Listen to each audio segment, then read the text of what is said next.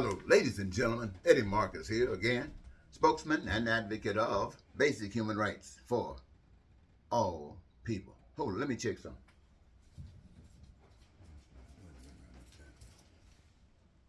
13 minutes.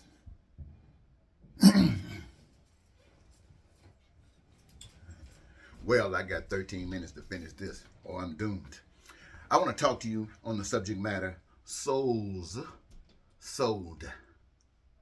Selling souls for money.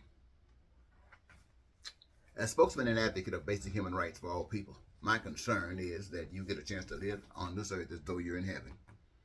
But money dictates who is somebody. Money dictates who is important. With money, you have food and clothing and shelter, education and health care. With money, you can go to the moon. You can make a car, or you can make a rocket and make plans to go to Mars and even bury it there with money. With no money, you have no housing, you have no food, or education, or health care. You eat at shelters, you sleep at shelters, or on the streets, or someplace in a tent with no money. The problem is that money is a tool used to establish a fake God. Government that use money to honor God's plan for, as in heaven, your dream, so on earth, has been stolen. God needs all to experience basic human rights. At this level, money has no power. Let me reread something that I wrote. I might have been a little confusing. The problem is that money is a tool used to establish a fake God. Money is a tool used to establish a fake God. Government that use money refuse to honor God's plan. They just refuse to honor God's plan. So they use money. See, God's plan is for you to live here on earth as though you're in heaven. So, evil must deceive. It must divide. And in order to do that, evil lies, it cheats, it steals, it kills, it terrorizes, it enters into war, it hates, it exercises reasons for racism and bigotry, and the like. And evil promises to offer its supporters their greatest life. And this for their support. Evil promises its supporters its greatest life. It's like some politician saying, follow me, I'll take you to paradise. This is the evidence, ladies and gentlemen. This is why they are second-class citizens. This is why poverty exists. Crime and violence exist. Evil and its supporters have robbed the people of their God-given inheritance. What is that?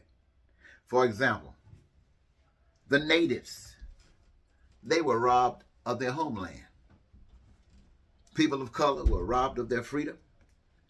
And evil then and now confiscates all that has been discovered, which in its purpose exists for the benefit of everyone. Now it is parceled out to the supporters of evil. Evil is trying to steal America. January 6th committee says it, proves it. Evil is trying to steal America from the citizens, and they're trying to install a dictator. And many support it. Many people in Congress supports it. See, evil has convinced people that an invisible God is no God at all. Evil looks for a servant to replace God as a king, as a queen, as a pharaoh, as a Caesar, a prime minister, or a president, and all its branches to implement a system over the people by demanding obedience from these people, by controlling who gets what and how much they get of the resources necessary for survival, which has been given to them, the whole human race, free anyway. So, rather than the human race living as a loving family in peace and prosperous and freedom and joy and happiness and living their dreams, they live as a raging bull, selling their souls for money, getting rich and creating hell on earth with murder, jails and prisons, black markets, racism and hatred.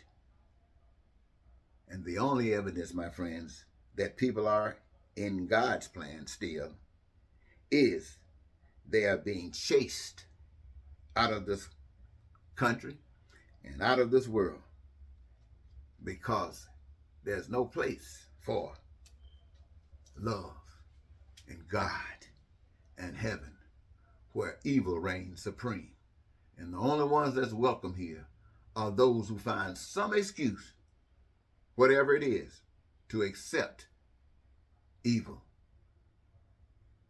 That's why America is in the turmoil that it is in. That is why this world is in the turmoil that it is in. And this truth that I've been sharing with you for 40 years, you have rejected it. And this truth that I'm just sharing with you right now, you are going to reject it. Why? Because you are too asleep. And really, to a certain degree, it's not your fault. You were born into this. You've accepted it, all of its pains and suffering that comes with it. You've accepted it. You don't know what to do. And no one seems to be telling you the truth and living it before your eyes. You see, once the one who knows the path and is on it and stands up for you to see, they are murdered. And that's great. It's sad for the people, but it's great for the one that's murdered because they are released from this hell where pain and suffering reign supreme. I want to thank you so very much, ladies and gentlemen. I hope that you can understand what I mean when I say souls sold. Souls sold. For what? Money. Thank you.